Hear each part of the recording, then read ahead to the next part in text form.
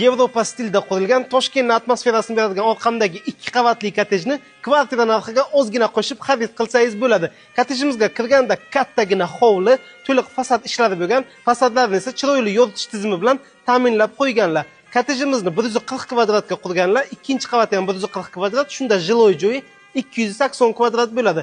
5 ta bir-biridan alohida bo'lgan xonalar, 4 ta sanuzul xonasi, ya'ni 2 ta yotoqxonamiz ichida sanuzul xonalari bilan birga qilingan hamda orqa hovlidan iborat. Ikkinchi qavatning ustida ham plita yopgan ekanlar, tepalarda esa to'liq shifr yopilgan. Xuddi shunaqa kottejimizdan atigi 3 dona sotuvga qo'yyapmiz.